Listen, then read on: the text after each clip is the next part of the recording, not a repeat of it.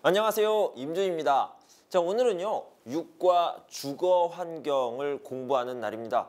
자, 그런데요, 여러분들 지난 시간에 배웠던 오과 아직 기억하고 계신가요?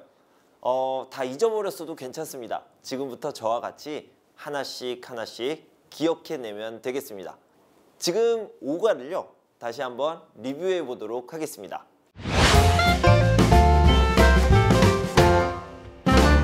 자, 소비와 절약 5과는요 60쪽에 나와 있습니다. 우리 교재 60쪽부터 같이 한번 살펴보도록 하겠습니다. 자, 5과 소비와 절약에서는요 문법 두 가지가 나오고 또 어휘 부분이 나오는데요. 어휘 부분부터 살펴볼게요. 62쪽을 보시면 생활비의 여러 종류가 나와 있죠. 여기 보면요 택시비, 교통카드 충전, 영화 관람 이런 것들이 나와 있습니다. 그래서 이런 것들을 연결하면서 어떤 항목이 있는지 이런 것들을 공부했습니다. 뭐가 있을까요? 오른쪽에 보면요.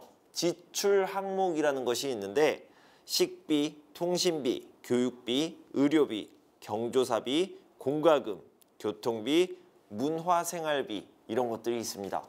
여러분들 어떤 항목에 어떤 물건을 사고 어떻게 소비하는지 다 기억하고 계신가요? 지금부터 하나씩 살펴보면요.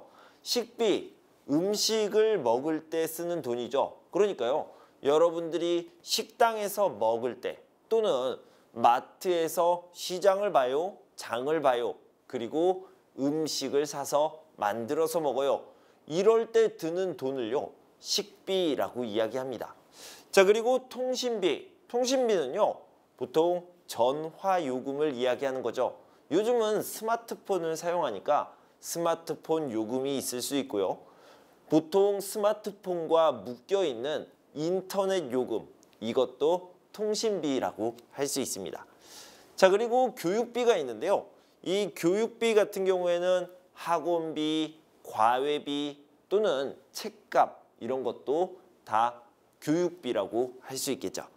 자, 의료비는 약값이랑 그리고 병원비 이렇게 생각하면 되겠습니다. 자, 다음은 경조사비. 경조사비라는 게 있는데요. 자, 이거를 한번 살펴보시면 경조사 그리고 돈, 그러니까 경조사에 드는 돈인데 이 경조사는 또 나누어 보면 뭐가 있을까요? 경사와 조사로 나누어 볼 수 있습니다. 경사는요 좋은 일을 얘기하는 거예요. 기쁜 일을 이야기하는 겁니다. 그래서 집에 좋은 일 어떤 것들이 있습니까? 결혼식 같은 것들이 있죠. 그래서 결혼을 할 때 또 돌잔치를 할 때 회갑, 환갑, 칠순잔치를 할 때 좋은 일이라고 할 수 있죠. 그럼 조사는 뭘까요? 조사는 나쁜 일, 나쁜 일보다는 슬픈 일이라고 하는 게 좋을 것 같아요. 슬픈 일. 가장 대표적인 게 장례식이죠. 장례식을 할 때 돈이 들어요. 내가 장례식을 할 때, 내가 결혼식을 할 때 드는 돈 그런 거 아니고요. 그런 게 아니라 다른 사람들이 경사가 있을 때 또는 조사가 있을 때, 즉 경조사가 있을 때 그 사람들에게 축하한다는 의미로 돈을 내요. 또는 위로한다는 의미로 돈을 내요. 그럴 때 필요한 돈을 경조사비라고 이야기하죠. 보통 이렇게 큰 일이 있을 때, 좋은 일이든 슬픈 일이든 큰 일이 있을 때 도와준다라는 의미로 돈을 내는데요. 그것을 부족 또는 부조금이라고 이야기를 합니다. 그래서 이런 부조금에 드는 돈을 경조사비 이렇게 표현한다. 이렇게 알아두시고요. 자, 그 다음에 공과금이 있습니다. 공과금은요. 보통 요금 이렇게 이름이 붙어요. 그래서 공과금이라고 하면 땡땡 요금 이렇게 생각하면 좋겠습니다.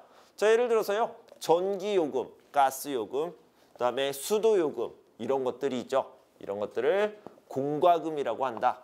이렇게 알아두시고요. 그 다음에 교통비, 여러분도 잘 아시다시피 택시비, 버스비, 지하철비 이런 것들을 교통비라고 얘기하죠. 그리고 문화생활비가 있는데요. 이 문화생활비는 말 그대로 문화생활을 할 때 쓰는 돈이에요. 문화생활? 책을 읽을 때, 그리고 영화를 볼 때, 연극을 볼 때, 공연을 볼 때 전시회에 갈 때, 이렇게 문화생활을 즐길 때 쓰는 돈을 이야기하는데요. 지난번에도 얘기했지만 커피, 여러분들이 커피를 마시는데 자, 이거는 음식 아니에요? 식비 아닙니까? 어떤 사람들은요. 네, 음식이에요. 그래서 이것은 식비에 포함됩니다. 이렇게 얘기하는 사람들도 있고요. 또 어떤 사람들은 커피가 무슨 음식이에요. 이거는 문화생활을 즐기는 거예요. 이래서 문화생활비로 생각하는 경우도 있습니다. 그리고요. 또 한 가지 이야기했던 게 뭐냐면 책값이었어요. 책값은 공부할 때 쓰는 돈입니까? 교육할 때 쓰는 돈입니까? 네, 그럴 수 있죠. 그래서 교육비라고 생각하는 사람들도 있고요. 또 어떤 사람들은 아니에요. 교육을 위한 것이 아니라 교양을 위한 겁니다. 나의 문화생활입니다. 취미가 독서인 사람들도 있잖아요. 그래서 책값도 문화생활비가 될 수 있다. 이렇게 얘기했죠. 자, 그리고요. 비행기. 여러분들이 비행기를 탑니다. 비행기를 타고 먼 곳으로 이동을 하죠. 비행기는 분명히 교통수단이 맞아요. 그런데요. 나는 비행기를 타고 여행을 가는 거예요. 그래서요. 이건 역시 문화생활비입니다. 여행비예요. 이렇게 생각하는 사람도 있고요.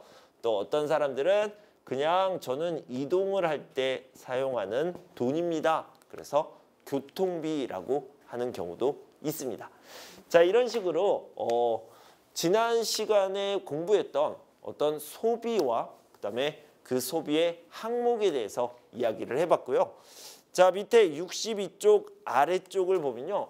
어떻게 하면 절약을 할 수 있을까? 이런 것들에 대해서 이야기를 해봤습니다. 여러분들은 돈을 절약하기 위해서 어떤 방법을 사용합니까? 돈을 절약하기 위해서는요. 가장 먼저 해야 될 일은 내가 어디에 돈을 쓰는지 아는 거죠. 그것을 알기 위해서 무엇을 써야 한다? 가계부를 써야 한다. 그러니까 내가 돈을 써요. 내가 돈을 얻어요. 돈을 벌어요. 자, 이렇게 지출과 수입, 그 구체적인 내용들을 적고 내가 어디에 쓰는지 알고 앞으로 어디에 쓸지를 계획하는 것. 이것이 가계부, 가계부를 쓰다라고 얘기했고요. 이 쓰다라는 말을 땡땡하다라고 이야기하면요. 작성하다라고 바꿔서 쓸 수 있다는 얘기도 같이 했습니다. 자, 그 다음에 살 것을 미리 메모하다라고 이야기를 했는데 이런 것들은 뭐라고 얘기했냐면 땡땡 구매라고 이야기했습니다. 반대는 땡땡 구매라고 했는데 여러분 다 기억하고 계신가요? 자, 여기를 보면요. 계획 구매라는 게 있어요. 그러니까 여기에 쇼핑 리스트를 작성하는 거죠. 그러니까 구매 목록 이렇게 얘기하는데 이 목록은 리스트라고 이야기를 할 수 있고요. 그 다음에 이 구매는 쇼핑이라고 얘기할 수 있겠죠. 그래서 쇼핑 리스트, 구매 목록을 작성해서 그대로 하는 것, 이것을 계획 구매라고 얘기하고요. 이렇게 반대되는 개념은 뭐가 있습니까? 어머, 저건 사야 돼 라고 생각을 하고 바로 사는 것, 이것을 충동 구매라고 하는 거죠. 사고 싶으면 바로 사요. 하고 싶으면 바로 해요. 이런 것들을 충동적이다라고 얘기하는데요. 충동 구매는 계획 구매의 반대다. 어떤 것이 절약하는 생활에 도움이 될까요?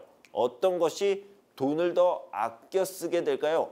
당연히 계획 구매를 하는 거죠. 그래서 구매 목록, 쇼핑 리스트를 작성하는 것이 절약하는 생활에 도움이 된다. 이런 것들을 지난 시간에 말씀드렸습니다.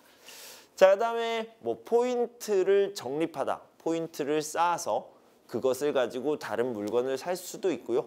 아니면 할인 카드를 사용할 수도 있습니다. 어떤 카드를 사용하면 30% 할인 받을 수 있기 때문에 이런 식으로 어떤 물건을 구매하거나 아니면 어떤 서비스를 받으면 절약을 할 수 있다. 이런 것들을 말씀드렸고요.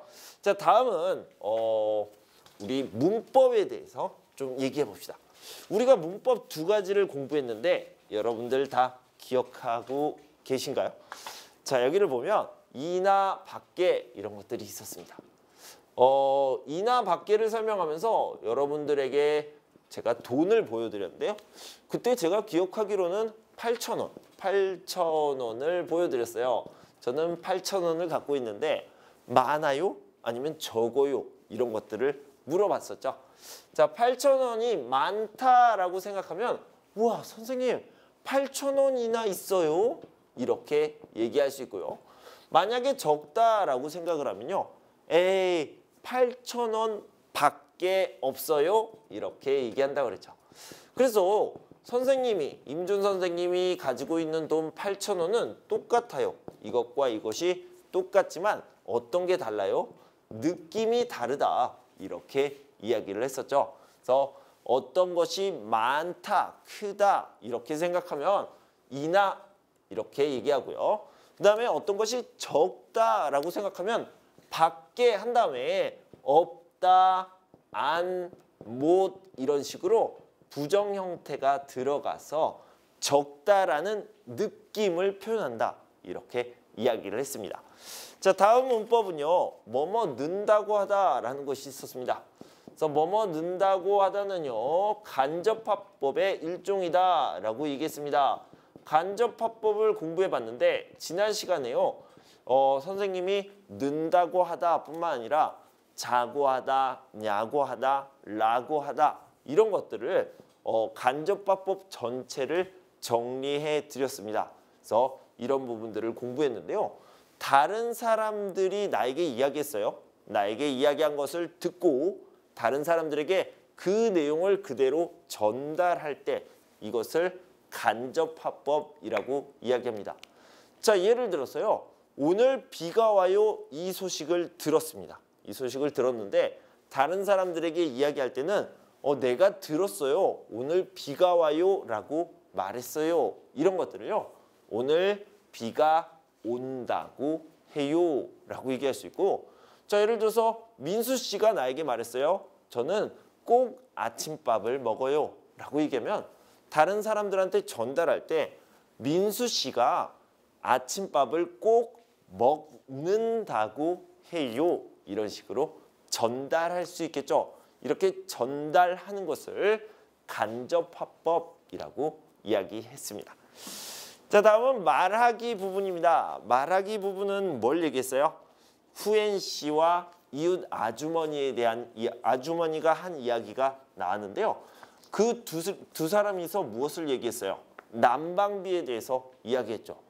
후엔 씨가 난방비가 29만 원이 나와요. 너무 많이 나오죠? 이랬더니 아주머니가 난방비가 너무 많이 나왔네요.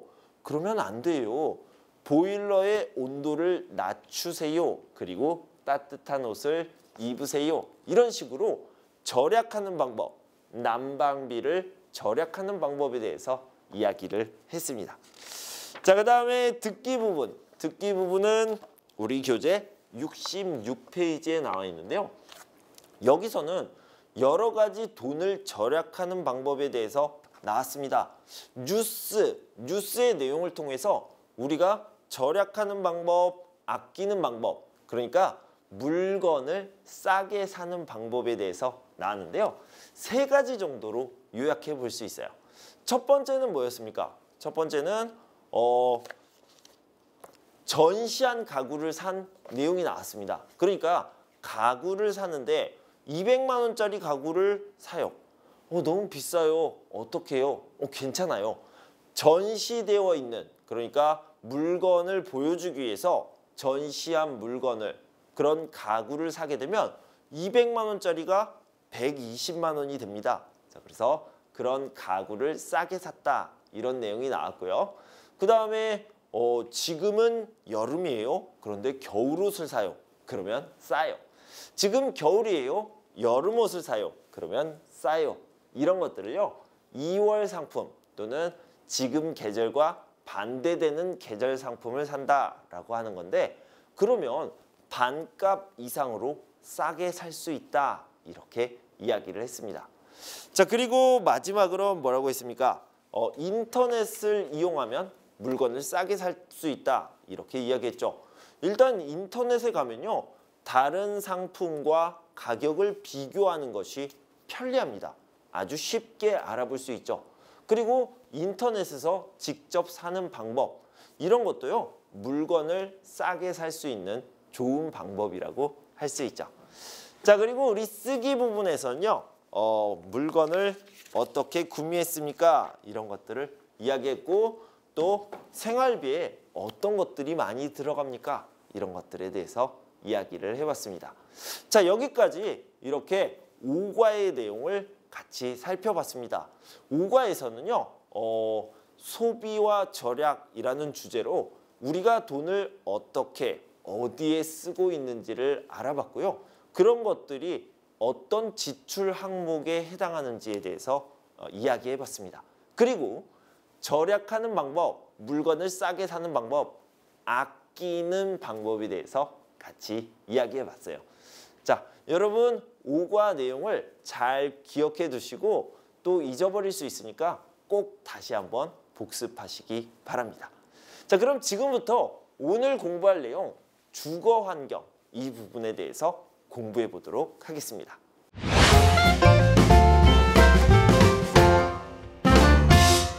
자, 6과 주거 환경 부분에서요. 어휘부터 시작해 보도록 하겠습니다. 먼저 제목이 주거 환경인데요. 주거는 무슨 말일까요? 주거라는 말은 살다라는 뜻이에요. 보통 살다와 똑같다라고 하면 주거하다 이렇게 이야기할 수 있죠. 그러니까요, 이 주거 환경이라는 것은 내가 사는 곳의 환경 이렇게 생각하면 되겠습니다. 내가 사는 곳의 환경이 어떻습니까? 또는 어떤 사람들이 사는 곳의 환경이 어떻습니까? 이렇게 얘기할 수 있는데요. 여러분들은 어떤 곳에 살고 있습니까? 여러분들이 살고 있는 집은 어떤 환경에 있습니까? 자, 이런 것들을 같이 생각해 보고요. 여러분들이 살고 있는 환경, 주거 환경이 어떤지 이야기할 수 있도록 우리 어휘도 살펴보고요. 또 거기에 필요한 그런 것들을 이야기하는 데 필요한 문법도 알아보면 좋을 것 같습니다. 자, 여러분들은 어디에 살고 있습니까? 라고 이야기를 했는데요. 크게 나눠본다면 여기 도시에 살고 있어요? 아니요, 저는 농촌에 살고 있어요. 이렇게 나눠볼 수 있겠죠. 그래서요, 도시와 농촌의 특징을 가지고 주거 환경을 설명할 수 있는 어휘를 알아보도록 하겠습니다. 먼저요, 도시 하면 여러분들이 느껴지는 게 뭐예요? 하나씩 이야기해봐요. 자, 하나는 처음부터 얘기하면 먼저 복잡하다 이런 것들이 떠올라요? 아니면 아니요, 복잡한 것보다 저는 좋은 것이 먼저 떠오릅니다. 뭐가 좋아요? 편리해요. 도시는 편리하다 이렇게 생각할 수도 있겠죠. 또는 도시요? 도시는 좀 시끄럽다 이런 느낌이 있어요. 그래서 시끄럽다도 보도록 하겠습니다. 자, 그 다음에요, 편리하다. 왜 편리합니까? 시설이 많아요. 시설이 많다 이렇게 얘기하고요. 이런 편리한 시설을 뭐라고 하냐면 편의시설이라고 얘기합니다. 편의시설이 많다. 교통이 발달되어 있다. 이런 것들은 다 편리하다라는 느낌이죠. 자, 그러면 농촌으로 가봅시다. 농촌은 도시와 반대되는 느낌이겠죠. 뭐가 있을까요? 복잡하다의 반대, 한적하다라고 이야기할 수 있습니다. 사람도 적어요, 차도 적어요. 그래서 좀 뭔가 여유 있는 느낌, 한가한 느낌이 있습니다. 그래서 여유 있다 또는 여유롭다라고 표현하기도 합니다. 여유롭다, 뭔가 한가하고 천천히, 그러니까 슬로우 라이프, 이런 천천히 시간이 흐르는 그런 느낌이 있죠. 자, 이런 것들을 좋아하는 사람이 있고요. 또 이렇게 뭔가 빠르게 진행되는 것을 좋아하는 사람도 있죠. 자, 편리하다, 반대는 불편하다가 되겠죠. 농촌에 가면 불편해요? 네, 사실 좀 불편합니다. 교통도 발달되어 있지 않고요. 그 다음에 통신에 문제가 있는 경우도 있어서 사실 불편하고요. 방금 이야기했던 것처럼 편의시설이 적은 편이에요. 그래서 불편할 수 있다. 이렇게 알아두시고요. 시끄럽다라고 얘기했는데 이 시끄럽다는 노이즈, 그러니까 소음이 많다라고 얘기할 수 있고요. 반대말은 뭐예요? 시끄럽다의 반대는 조용하다. 그래서 소음이 적다, 소음이 없다라고 하는 게 맞는 것 같아요. 그래서 농촌에 가면, 시골에 가면 정말로 조용하거든요. 자, 이렇게 알아두시면 되겠고요. 자, 도시의 많은 것들을 생각해 봅시다. 차가 많고요. 사람이 많고요. 빌딩, 높은 건물들이 많이 있습니다. 농촌에는 차도 적고요. 사람도 적고요. 빌딩도 적습니다. 자, 그런데요. 농촌에 가면 이렇게 생긴 것들이 있어요. 이렇게. 이게 뭔지 아시겠어요? 자, 우리 책에도 나왔는데요. 비닐하우스 같은 거 있어요. 논과 밭과 비닐하우스 같은 도시에서 볼 수 없는 이런 구조물들이 있을 수 있죠. 자, 우리 74페이지 책을 보도록 합시다. 방금 얘기했던 편의시설뿐만 아니라 문화시설도 많이 있죠. 각종 공연장, 전시회장, 그다음에 영화관, 이런 문화시설도 많이 있다라고 얘기할 수 있고요. 도시는 복잡하지만 경찰도 많이 있어서 안전합니다. 안전시설도 많이 있다라고 얘기할 수 있겠죠. 옛날에는 그렇지 않았지만 요즘은 도시의 어떤 위생환경이라고 해볼까요? 그러니까 깨끗함을 유지하기 위해서 굉장히 노력하고 있습니다. 그래서 깨끗하다라는 느낌도 있죠. 자, 그다음에 빌딩도 많지만 일자리도 많아요. 일자리. 그러니까 일을 할 수 있고 돈을 벌 수 있는 공간도 많이 있는데, 자, 이렇게 일자리가 아주 많은 지역, 그런 것들을 산업단지라고 이야기합니다. 그러니까 어떤 물건을 생산해내고 서비스를 해주는 그런 단지들, 돈을 벌 수 있고 일을 할 수 있는 공간이다. 이렇게 생각하면 되겠고요. 그 다음에 또 도시에는 이렇게 한적하고 여유로운 생활을 하기 힘들기 때문에 어떤 것들을 마련했어요? 도시 개발을 할 때 공원을 만들게 되어 있습니다. 이 공원 안에는요, 산책을 할 수 있는 산책길, 산책로가 포함이 되어 있죠. 그래서 이렇게 좋은 환경이 있다라고 알아두시면 되겠고요. 자, 밑에 농촌에 대해서 알아봅시다. 자, 농촌에 가면 어때요? 경치가 좋아요. 경치가 아주 좋은데 이 경치를요, 자연이 주는 경치, 자연 경관이라고 이야기할 수 있습니다. 그래서 이런 자연 경관이 좋다, 이렇게 알 수 있고요. 그 다음에 방금 얘기했던 한적하다라는 것들이 있죠. 자, 이렇게 한적하고 여유 있고 차도 적고 사람도 적고 빌딩도 없고 이러니까 여기가 어때요? 깨끗해요. 공기가 맑다, 이런 것들이 있죠. 공기가 맑다라는 것은 깨끗하다라는 뜻인데, 그러면 도시는 공기가 더러워요? 네, 맞습니다. 농촌과 도시를 비교할 때 도시는 공기가 더러운 편이고요. 그다음에 농촌은 공기가 깨끗한 편이죠. 자, 그다음에 농사를 짓고 살고요. 논과 밭이 많이 있습니다. 자, 논과 밭이 많이 있고 이 논과 밭에서 식물들을 심고요. 그러니까 농작물이라고 하죠. 우리가 먹는 과일이라든가 아니면 쌀, 보리, 이런 곡식 같은 것을 자라게 하는 거, 농사를 짓다라고 표현을 하고요. 자, 그 다음에 농가 밭에서 물이 필요하죠. 물이 필요한데 물이 이렇게 흐릅니다. 물이 이렇게 흐르거나 또는 이렇게 크게 흘러요. 이렇게 크게 흐르는데 작은 것은 시내라고 하고요. 그 다음에 큰 것은 강이라고 해죠. 서울에는 한강이라는 강이 있잖아요. 자, 이렇게 큰 물이 흐르는 것, 작은 물이 흐르는 것을 강과 시내라고 하는데, 강과 시내, 이렇게 작은 물이 흐르는 것, 큰 물이 흐르는 것 다 합쳐서 뭐라고 하냐면 하천이라고 얘기합니다. 그래서 농촌에 가면 이런 하천들을 많이 발견할 수 있는데요. 농사를 짓기 때문에 이런 하천이 꼭 필요하게 되겠죠.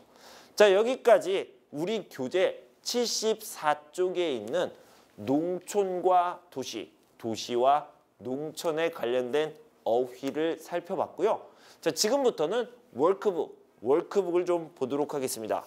우리 익힘책에요. 50페이지, 51페이지를 같이 살펴보도록 하겠습니다. 자, 1번을 보면요. 산업단지, 문화시설, 비닐하우스, 빌딩숲 이런 것들이 나와 있는데요. 도심 속의 높은 건물들이 무엇을 만들었다? 빌딩이 아주 많은 지역을요. 빌딩숲이라고 얘기합니다. 마치 나무가 많이 높이 있는 것처럼 이렇게 높은 건물들이 많이 있는 것을 보고요. 빌딩이 숲을 이루었다라고 생각을 해서 빌딩숲이라고 얘기하죠. 자, 다음에 두 번째는요. 재배 덕분에 계절과 상관없이 여러 가지 과일을 먹을 수 있다. 저 겨울에도 수박을 먹을 수 있고요. 그 다음에 어떤 계절이든 다른 계절에 나오는 그런 과일, 채소 이런 것들을 먹을 수 있습니다. 자, 이런 것들을 비닐하우스, 제가 여기 이렇게 예쁘게 그림을 그려놨죠. 그래서 비닐하우스 덕분에 이렇게 계절과 상관없이 모든 과일, 모든 채소를 먹을 수 있다. 이렇게 얘기했습니다. 자, 우리 고향은 산업화가 되면서 옛날 모습은 사라지고 여러 공장과 함께 뭐가 들어서기 시작했다?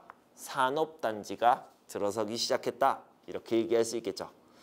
내가 살고 있는 곳은 주변에 문화시설이 없어서 영화관에 가는 것이 불편하다. 이렇게 얘기했고요. 자, 2번을 보면 도시는 공기가 깨끗해요, 더러워요? 도시는 좀 더럽다라고 이야기를 했죠. 그런데 제가 여기 깨끗하다라는 의미로 맑다라고 했는데 여기는요, 공기가 좀 더러운 편이에요. 공기가 더럽다. 이 더럽다를 좀 다른 말로 하면 탁하다라고 이야기할 수 있습니다. 그래서 여기서는요, 공기가 탁해서 사람들의 건강에 안 좋다. 이렇게 쓰는 게 맞겠습니다. 자, 요즘은 놀이터에 CCTV가 설치되어 있어서 아이들이 안전해요. 아이들의 안전을 지킬 수 있다라고 할 수 있고요. 우리 고향은 날씨가 따뜻해서 여러 가지 채소 농사를 짓다. 채소 농사를 지을 수 있다. 이렇게 얘기하면 되겠죠. 자, 이 길은 사람들이 많이 지나가지 않는 어때요? 사람들이 적다, 한가하다, 한적하다, 여유 있다, 한적한 길이다. 이렇게 말하는 게 맞겠죠. 우리 마을 근처에는 하천이 물이 어떻게 해요? 흐르다라고 표현하는 게 맞겠죠. 물이 하천이 흐르고 있다. 이렇게 얘기하면 되겠습니다. 자, 3번을 봅시다. 자, 여러 가지 시설이 있는데 이 시설에 대해서 불만이 있네요. 누가요? 고천 씨가, 안젤라 씨가, 라우만 씨가 불만이 있어요. 자, 어떤 불만이 있는지 봅시다. 고천 씨가 놀이터에 아이들이 놀 수 있는 공간이 너무 적은 것 같다고 했어요. 이렇게 고천 씨는 놀이터에 대한 불만을 얘기했고요. 라우만 씨가 산책로에서 몇몇 주민들이 목줄도 없이 반려견과 다녀서 불안하다고 했어요. 이렇게 라우만 씨는 공원, 산책로에 대한 불만을 이야기하고 있네요.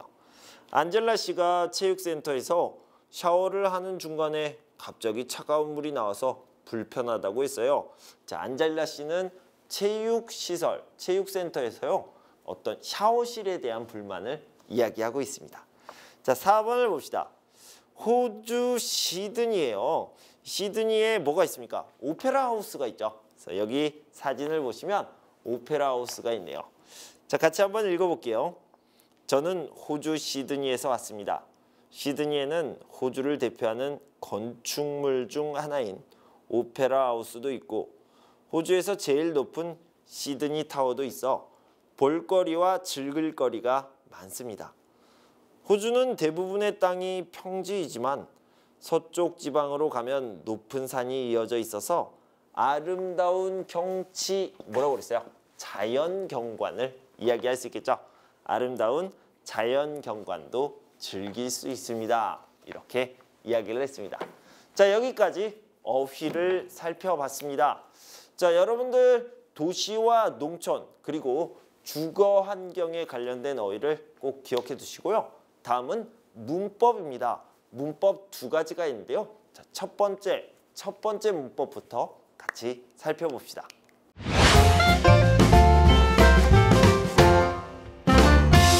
자, 첫 번째 문법은요. 피동이라고 나와 있어요. 피동 그리고 이희리기라고 얘기했는데 이 피동이 무슨 의미일까요?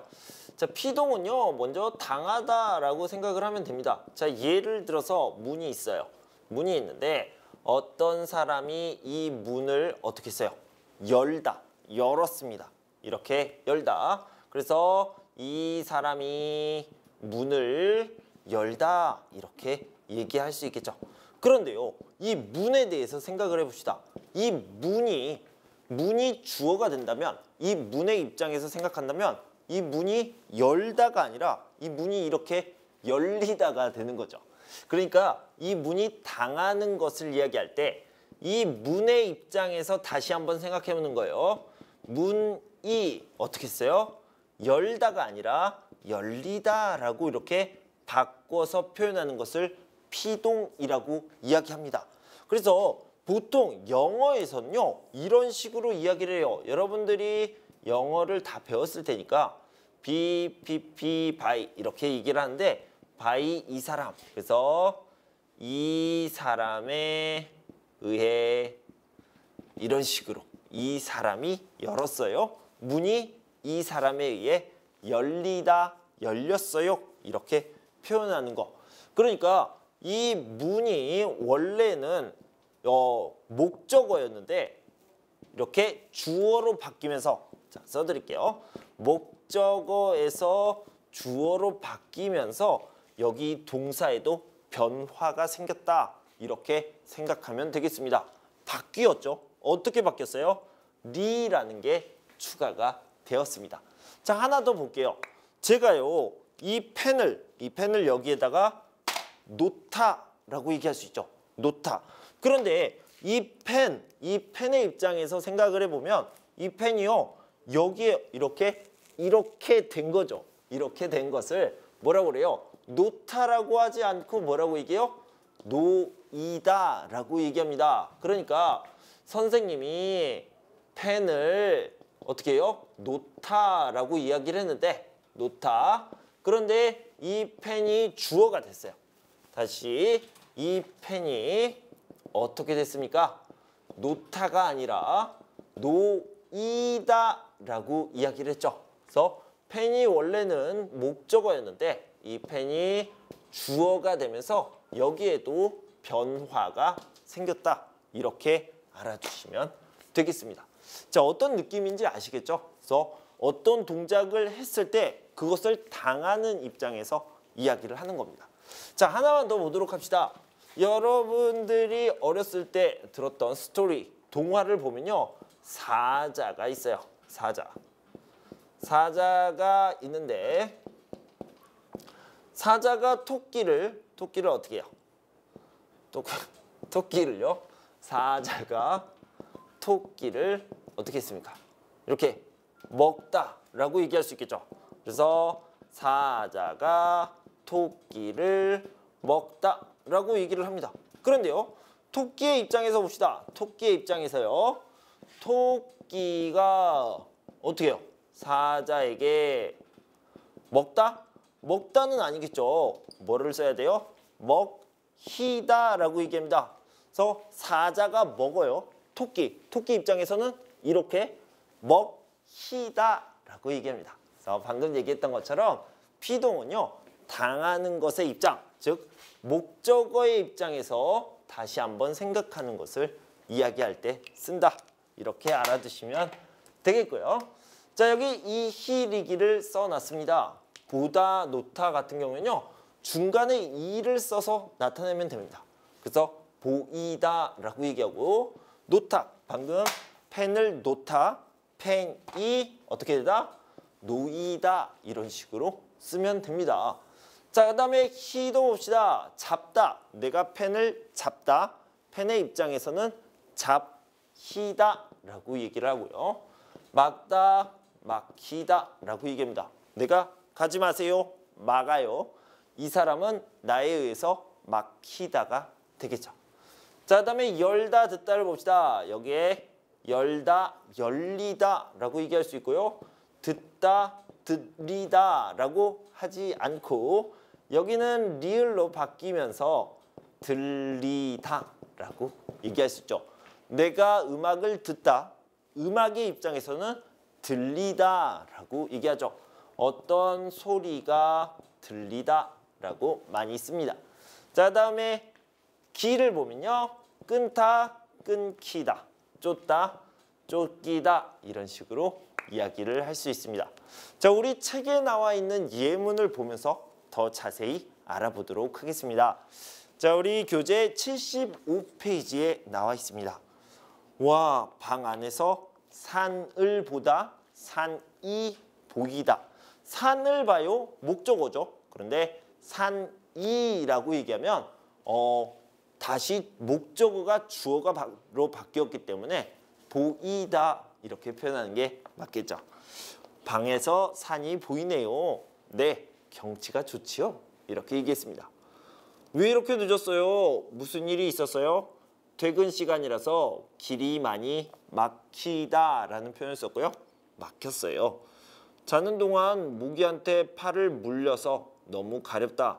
자, 모기에 의해서 물리다라고 얘기했죠. 그래서 물다, 물리다라는 표현을 썼습니다. 친구와 전화를 하는 중에 갑자기 전화를 끊다? 아니요. 전화가 끊기다. 이렇게 전화를 주어로 썼죠. 자, 다음에 밑에를 보면요. 왜 그래요? 무슨 일이에요? 갑자기 엘리베이터가 흔들렸어요 라고 했는데 흔들다. 이 사람 입장에서는 흔들리다. 이런 식으로 표현할 수 있겠죠. 기숙사 문이 잠겼어요. 저쪽에서 비명소리가 들렸어요. 아무도 없는데 문이 닫혔어요. 이런 것들은요. 모두 다 피동 표현이다. 이렇게 이히리기를 넣어서 목적어가 주어로 바뀌었어요. 그래서 이히리기를 넣어서 동사의 형태도 비동 형태로 바뀌었습니다. 자, 이런 것들을 알아봤고요. 자, 우리 월크북의 52페이지를 봅시다. 월크북 52페이지를 보면요. 역시 이히리기를 넣어서 쓰는 표현들이 있습니다. 자, 2번부터 보도록 하겠습니다. 민수 씨가 노래를 듣다라고 했죠. 노래를 들어요. 그러면 밖에서 노랫소리가 들리다, 들려요. 이런 식으로 바꿔서 쓸 수 있겠죠. 안젤리 씨가 문을 열어요. 바람이 불어서 창문이 열리다, 열려요. 이런 식으로 얘기할 수 있고요. 동생이 내 책을 찢다, 찢었어요. 동생 때문에 책이 찢겼어요 라고 얘기했는데요. 자, 여기서는 찢기다 이렇게 표현했습니다. 찢다, 찢다. 그리고 여기에 기를 넣어서 표현했는데요. 한국 사람들이 더 많이 쓰는 표현은요. 아어지다 라는 표현을 더 많이 씁니다. 그래서 찢어졌어요 이렇게 더 얘기한다. 이렇게 알아두시고요. 그 다음에 공사 중이라서 아저씨가 길을 막았어요. 공사 때문에 길이 막혔어요. 이런 식으로 표현할 수 있겠죠. 자, 3번을 봅시다. 아기가 엄마에게 안겼어요. 엄마가 아이를 안아요. 이 아이 입장에서는 엄마에게 안겨요. 이런 식으로 이야기할 수 있고요. 작은 물고기가 큰 물고기에게 먹혔어요. 큰 물고기가 작은 물고기를 먹었어요. 이 물고기에서 보면 이 물고기가 큰 물고기에게 먹히다라고 이야기할 수 있겠죠. 물고기가 낚시꾼에게 잡혔어요. 낚시꾼이 물고기를 잡았어요. 낚시꾼에게 물고기가 잡혔어요. 이런 식으로 표현할 수 있겠죠. 잠시드 씨가 모기에 물렸어요. 모기가 잠시드 씨를 물었어요. 잠시드 씨가 물리다 물렸어요 라고 표현한 거죠. 도둑이 경찰에게 쫓겨요. 경찰이 도둑을 쫓다. 도둑이 경찰에게 쫓기다. 이런 식으로 피동 표현을 사용할 수 있습니다. 자, 4번을 봅시다. 왜 전화를 갑자기 끊었어요? 연결이 안 좋아서 저절로 끊겼어요. 자동으로, 스스로. 이것을 저절로라고 표현했죠. 새로 이사한 집이 마음에 들어요? 네, 창문 밖으로 산이 보이다. 산을 보다. 산이 보이다. 이렇게 표현할 수 있어요. 산이 보여서 경치가 정말 좋아요. 자, 모두 기다리고 있는데 왜 아직도 안 와요? 길이 너무 막히다 라고 표현할 수 있고요. 길이 너무 막히다 또는 차가 너무 막히다 이렇게 표현할 수도 있겠죠. 길이 너무 막혀서 늦을 것 같아요. 조금만 기다려주세요. 자, 3번을 보면요. 안젤라 씨에게 전화했는데 다른 사람이 전화를 받았어요. 아마 휴대전화를 새로 사면서 전화번호를 바꾸다. 전화번호가 바뀌다 라고 얘기합니다. 자, 이것을 보면요. 우리 교재는 안 나와 있지만 바꾸다. 바꾸다는 이를 넣어서 피동 표현으로 바꿀 수 있습니다. 그래서 바꾸이다 라는 것을 줄여서 뭐라고 얘기해요? 바뀌다. 이렇게 이야기할 수 있겠죠. 그래서 바뀌었어요 또는 바뀐 것 같아요. 이렇게 표현할 수 있겠죠. 자, 요즘 사람들이 어떤 책을 많이 사요? 마음을 위로해주는 책들이 많이 팔리다 라고 이야기할 수 있겠죠. 그래서 많이 팔리다, 팔다, 그리고 팔리다 이런 식으로 리를 넣어서 바꿀 수 있습니다. 자, 이렇게 피동 표현을 같이 알아봤습니다. 자, 피동 표현은요. 방금 말씀드린 것처럼 이, 히, 리, 기를 넣어서 이 동사의 형태를 바꾸는 겁니다. 그러니까 그러니까 목적어가 주어로 바뀌면서 이, 히, 리, 기를 넣은 다른 동사, 피동사로 바뀐다. 이렇게 기억해 두시면 되겠습니다. 자, 오늘은 문법, 첫 번째 문법 피동에 대해서 공부했고요. 여기까지만 하고 나머지 문법 하나는 다음 시간에 계속 이어가도록 하겠습니다. 여러분 공부하시느라 수고 많으셨고요. 저는 다음 시간에 두 번째 문법부터 준비해서 돌아올 텐데요. 그때까지 여러분 건강하고 행복하세요. 감사합니다.